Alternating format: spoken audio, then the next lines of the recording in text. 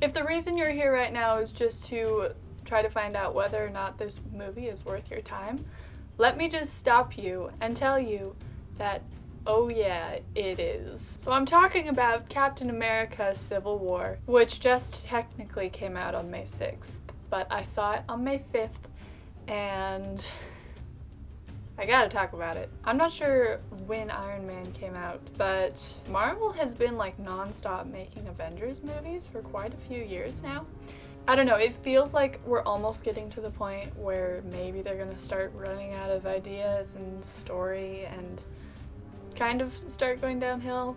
Like, they're gonna peak at some point.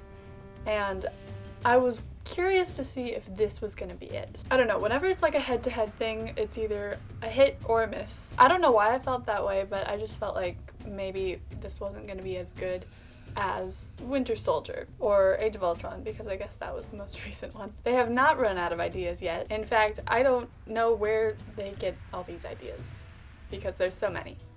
So many. And they're so good. The trailer doesn't give much of the movie away, other than that Captain America and Iron Man are against each other and the Avengers are divided. They're kind of being treated as vigilantes and the government is getting involved. So when they started saying that we had to choose Team Captain America or Team Iron Man, I didn't really know why.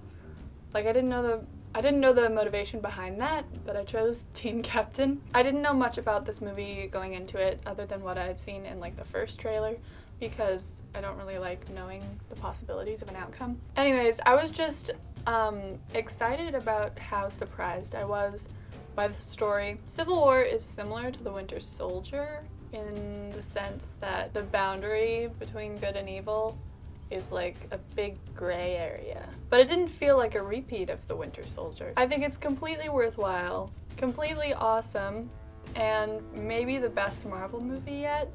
I'm not sure yet because I just saw it. I don't know if I have an unbiased opinion yet. But I'm very, very, very excited about Civil War. You'll laugh, you may cry. There's so much action and so much new action. It didn't feel like a repeat of any Marvel movie so far. Anyway, I really hope you love it. I'm pretty sure you're gonna love it. So if you haven't seen it yet, I hope this helped you in your decision making. And I know you'll choose the right choice. And now we're going to be talking spoiler stuff. So if you have seen it, please stay. This is for you. If you have not seen Captain America Civil War yet, please leave now. My name is Lily, and thank you very much for watching.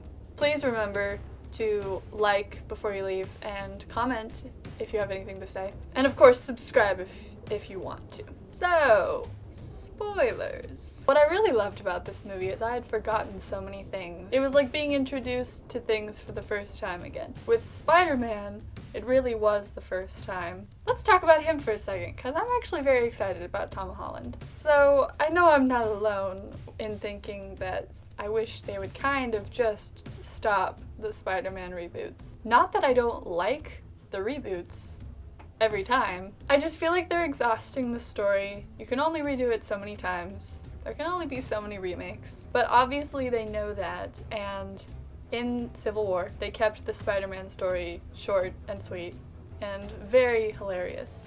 He's really funny. I like this version of Peter Parker. I can only imagine how confusing this would have been to people who have not seen Spider-Man. If you haven't seen Spider-Man, I would watch the Tobey Maguire series.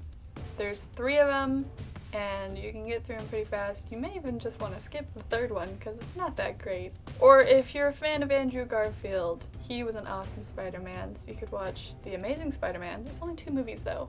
I wish they would have continued with that one. But anyways, we won't talk about Spider-Man for too long. So let's talk about the dynamic between Tony Stark and Steve Rogers. This story was so heart-wrenching. I didn't expect to get so emotional over that, because Steve and Tony have been through so much together.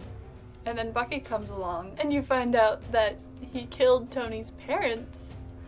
And Steve knew, which I didn't know. I guess I must have missed something, because I would have remembered that. Oh my gosh, that young version of Tony Stark, all CGI and stuff, that was kind of creepy, but awesome. At first, I didn't even recognize him because he looked so young. They did a good job with that.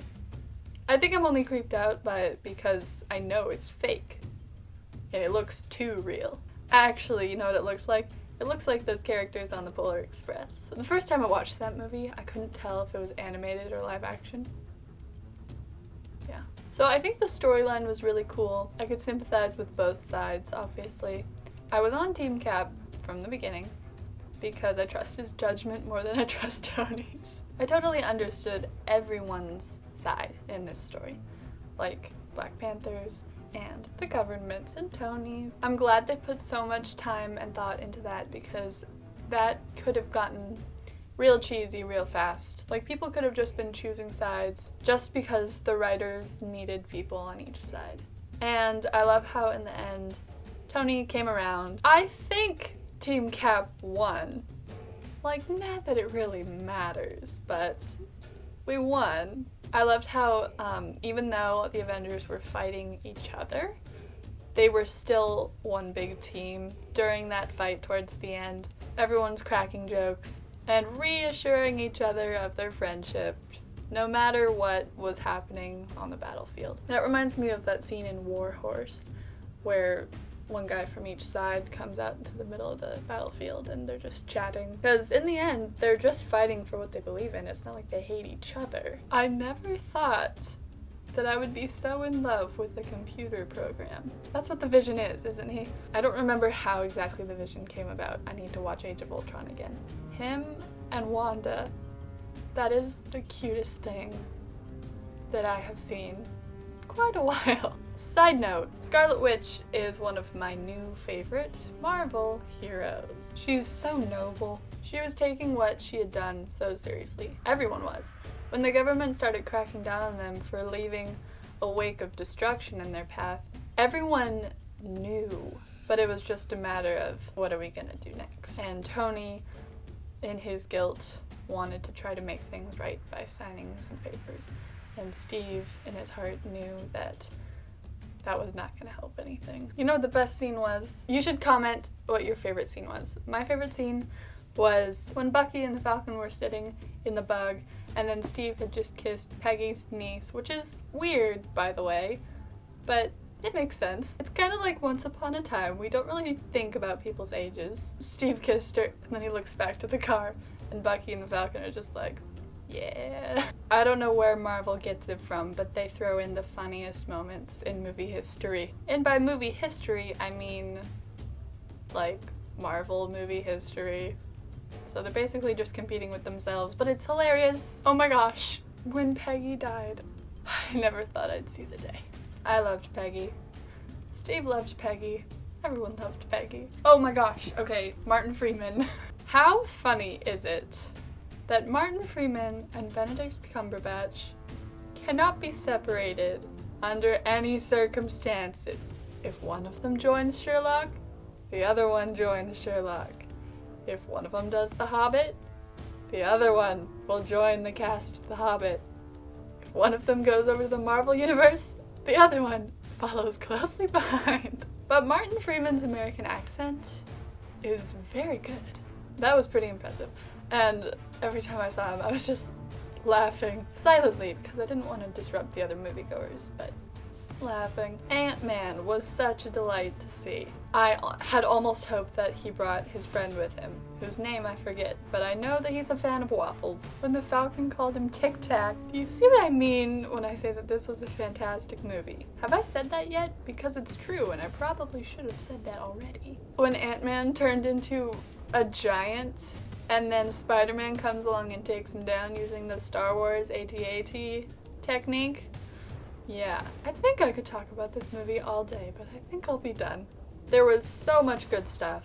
From the bad blood scene, as I like to call it, because it reminds me of Taylor Swift's music video, to like the end of the credits. I was smiling ear to ear. Please feel free to leave comments about anything and everything revolving around this movie. I would love to chat about it. I really, really hope you enjoyed the movie, and thank you for watching this video. Again, remember to like this video before you go, leave comments. I've said that so many times. I really want to talk about this movie, so please leave a comment. And subscribe if you're not subscribed yet. I'll be right here when the next movie comes out, which will probably be Doctor Strange, and I'm so excited. Oh, is there currently a petition going to get Martin Freeman in Doctor Strange, if he's not in that already? Because if there is, I'm gonna go sign that now. My name is Lily, my channel is Lily Y. I make videos here and there about things that I'm just really passionate about. So anything and everything. Thank you again for watching, and I hope this video did something for your lives. I'll see you soon.